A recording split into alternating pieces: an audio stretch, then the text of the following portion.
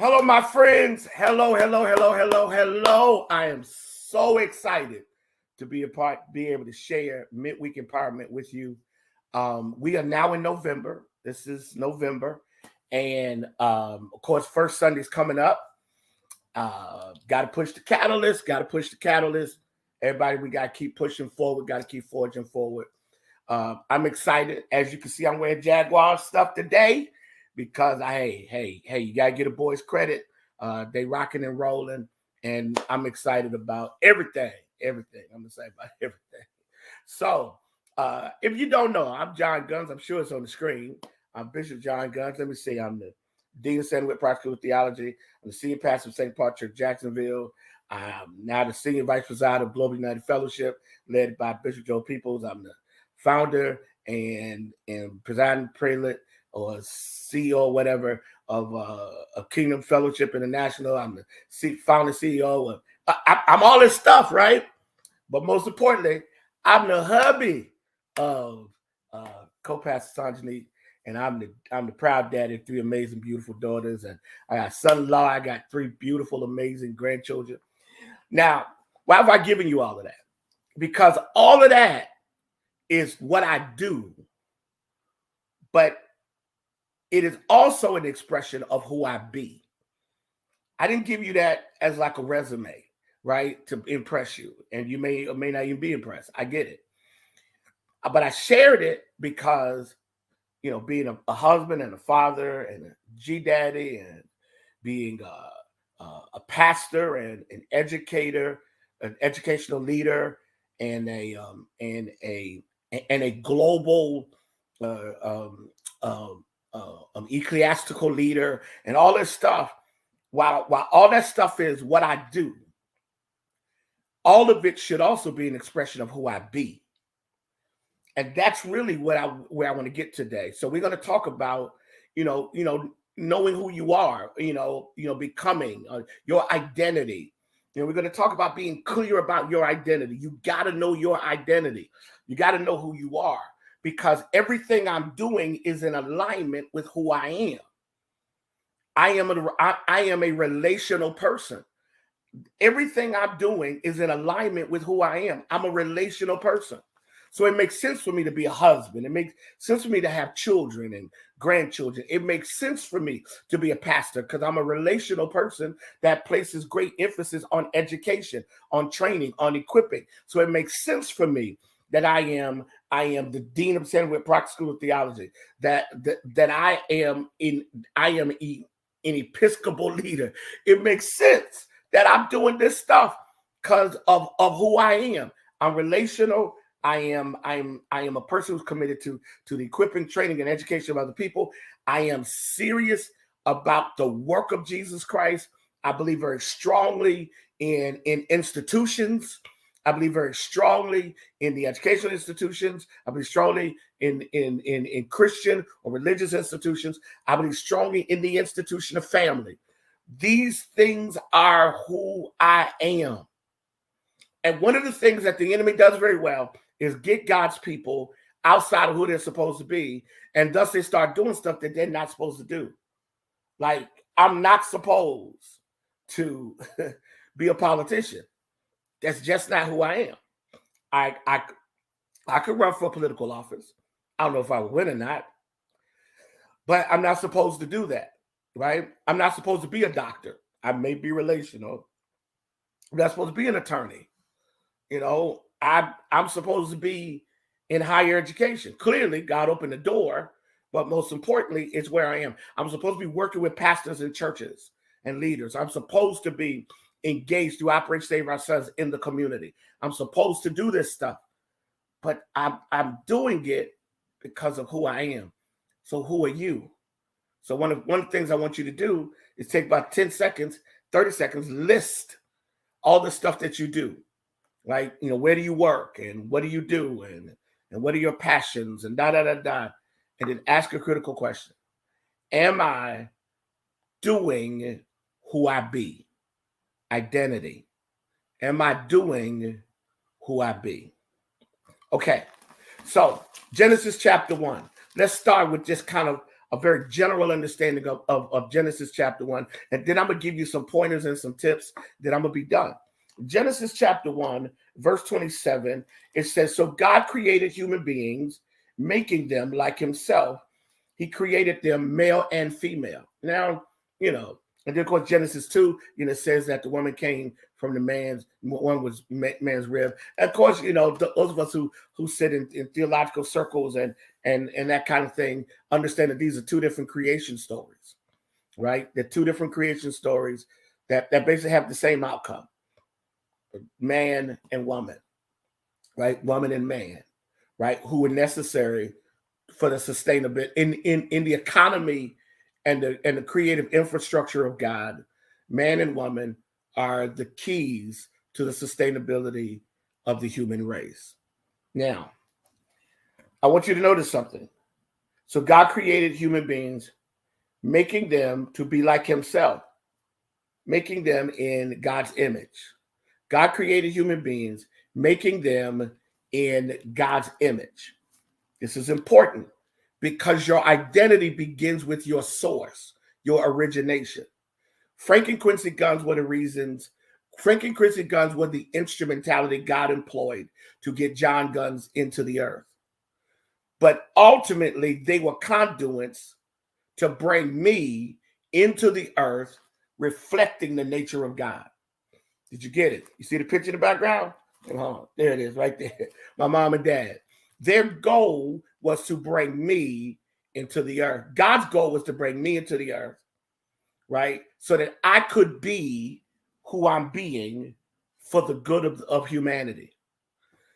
They were conduits that God employed to bring me into existence. Here's where a lot of you've got to get an understanding.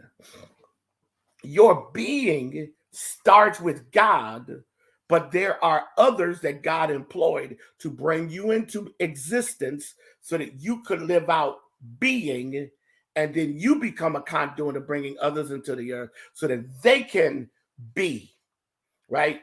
Or you are designed to help others once they're here become what they are created to be. This is so important because one of the things that the enemy hates is authenticity. The enemy hates authenticity. The enemy hates people who know who they are and they be who they be. On today, I was watching MSNBC, and there's a fella by the name of John Podhoretz, right? Yeah, terrible pronouncing names, especially names that I'm not familiar with. But this guy is Jewish, but he's he's Jewish. He is a well-respected columnist, and he is a contributor on MSNBC. Well, his son had his bar mitzvah. He and his wife named their son Isaac. Isaac from the Hebrew means laughter or one that laughs. And he made this powerful point. He's not a theologian. He's not a rabbi, but he made a powerful point while he was giving the speech for his son's bar mitzvah. And here's what he says. He says that we named our son Isaac after the firstborn of the Jewish race. Isaac had never hit me like that. Isaac was the firstborn of a whole nation. Isaac was the firstborn of a whole nation. God started the nation of Israel with Isaac, and his name was laughter. And this guy's title was, "Even now you are commanded to laugh." I'm going to preach that. Even now you are commanded to laugh. And the thing that really blessed me was that they took time to name their son after someone who they wanted their son's life to reflect. And then they took time to educate their son on their son's name and its meaning.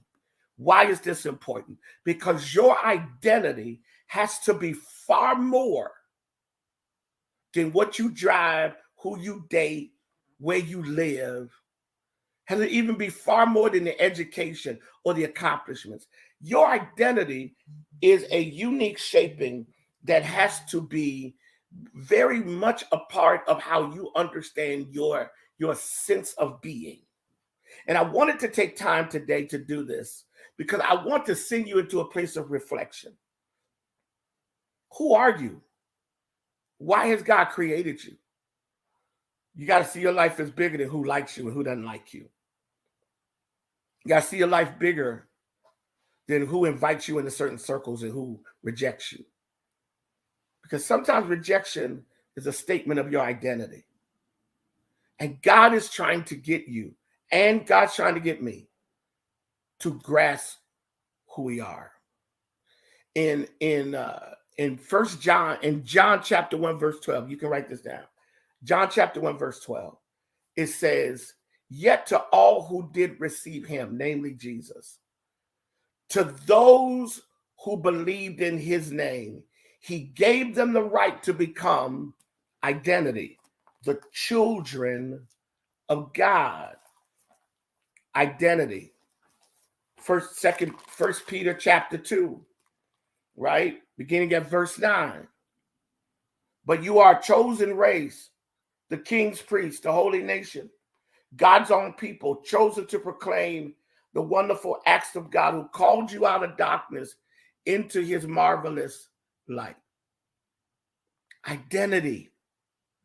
When you know who you are, you now begin to trust that identity with the initiative of activity.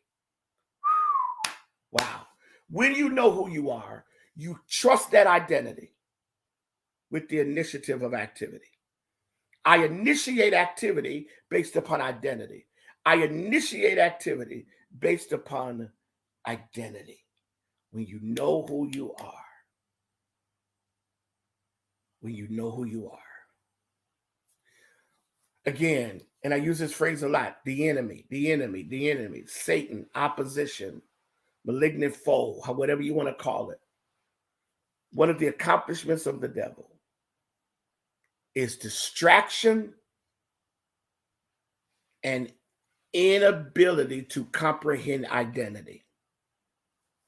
Distraction and the inability to comprehend identity. So who am I?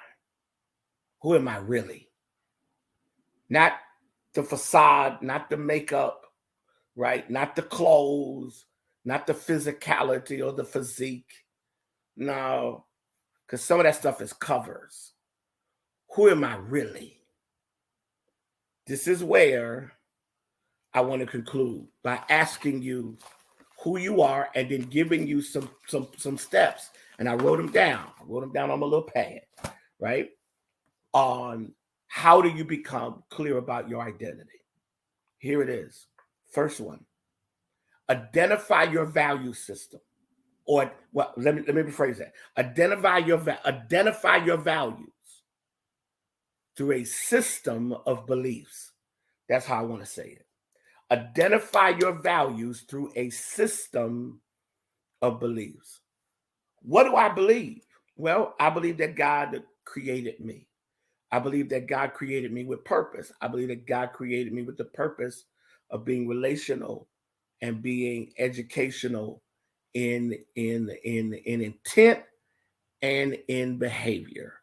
I believe that God has called me to be a husband. I believe God has created me to be a father, a grandfather, or a G-daddy.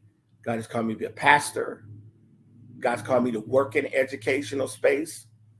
God has called me to be a denominational and or ecclesiastical leader. God has called me to be a person of integrity and quality and kindness and compassion. I believe that. I believe that's what God's called me to do. So what do? I trust what I believe as the shaping of my values. So what do I value? I value relationships. What do I value? I value doing it right. best I can. What do I value? I value people. All of these things become a part of the shaping of John Gunn. So one of the things you got to do for yourself is make sure you're always crystallizing. And my values are still growing. At 59, God is still working on what I value. God's still working on my beliefs. God is still working because life experiences shape beliefs and values. So get this. You have to crystallize values by going through a process that those values are assessed by life, evaluated by situations, but more importantly, tested by pain. That's how you know your values matter. Because when you go through certain things, you don't negotiate who you are.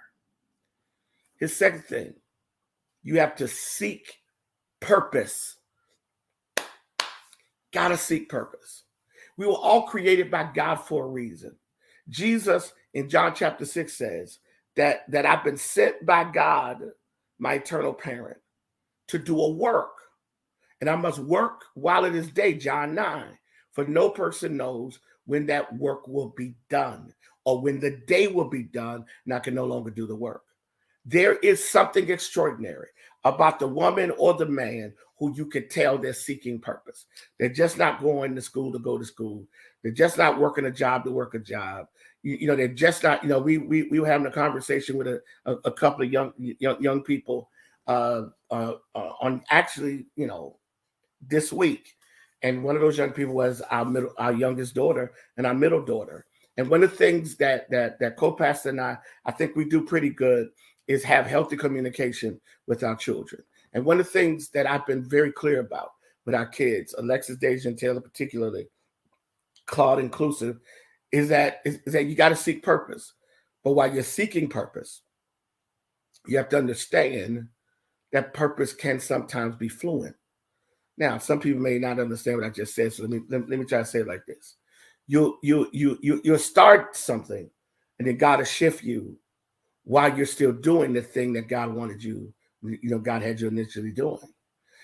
So there's always kind of this growing that's going on, this kind of becoming. And when you understand it and you get it and you walk out of and you walk it out, what ends up happening is at the end of the day, you become everything God wants you to be. Because when you seek purpose, Jeremiah 29:11, I alone know the plans I have for you. Plans to bring you prosperity, not disaster. I alone know the plans I have for you. So seeking purpose is really about seeking God. Seek first the kingdom of God and all of God's justice, righteousness, all of God's standard of rightness, and everything will be added unto you. Seek God, the purpose of God, and all this other stuff comes as you seek God. Here's the third thing about knowing your identity and then discovering it.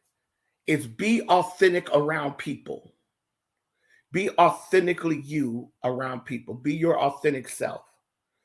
One of the toughest things is living your life trying to negotiate all these different environments. Don't be careful not to be a chameleon.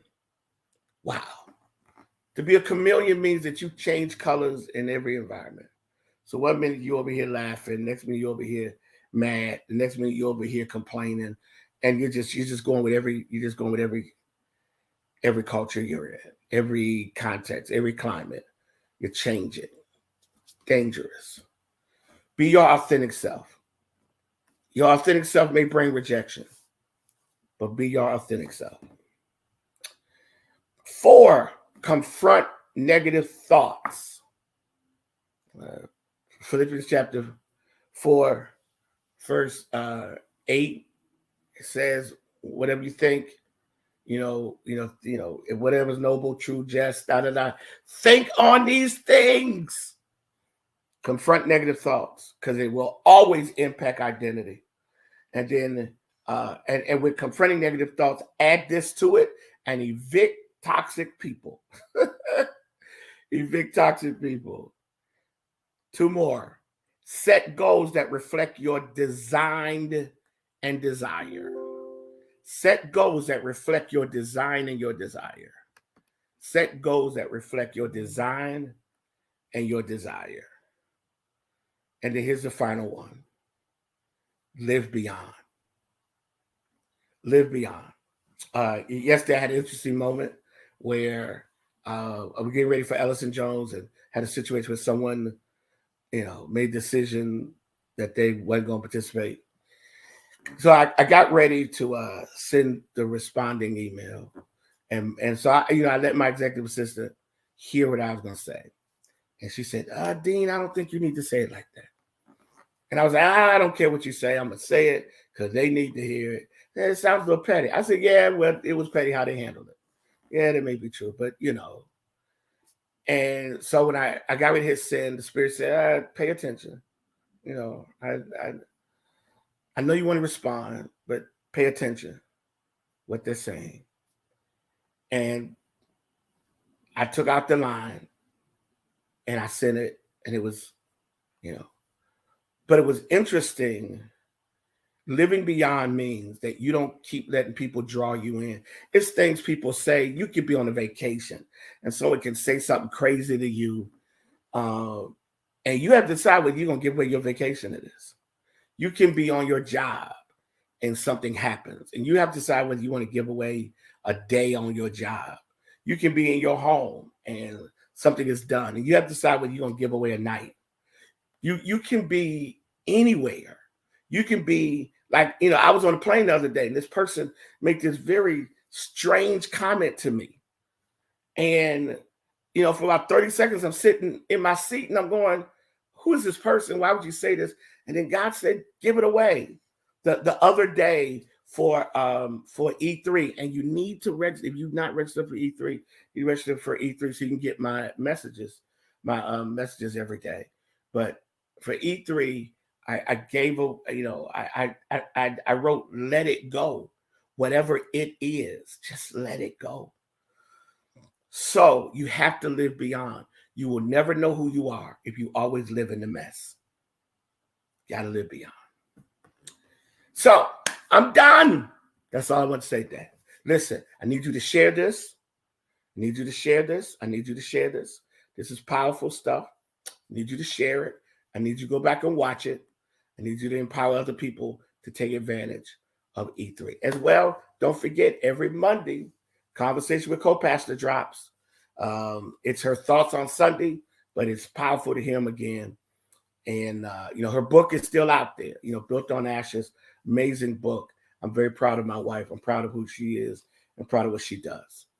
Okay, so I'm excited.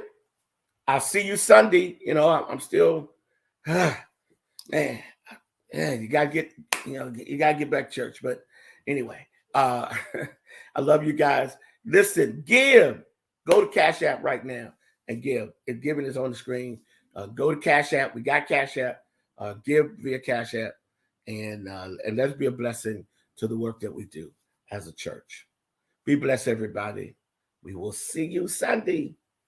But until then, keep seizing the moment and watch what God will do. Elder Ray is back in your hands, man. Thank you. What amazing lesson this week on knowing your identity. I think it is so imperative as we go throughout life, as we go throughout our weeks, that we never become so consumed in what we see that we fail to see the value that God has given us. You are unique. You are special. You're one of a kind. You are custom made to God's liking. God created you, and then he broke the mold. I think the amazing thing that we've gathered from today, from what Bishop has taught us, is simply, you are enough. Never cower down. Never try to downplay what God has given you, what God has birthed inside of you. But know your identity. Be your true and authentic self. Listen, as Bishop mentioned, the ways to give are on the screen. Share today's Midweek Empowerment. And until next week, remain empowered, remain encouraged, remain uplifted here at the St. Paul Church of Jacksonville.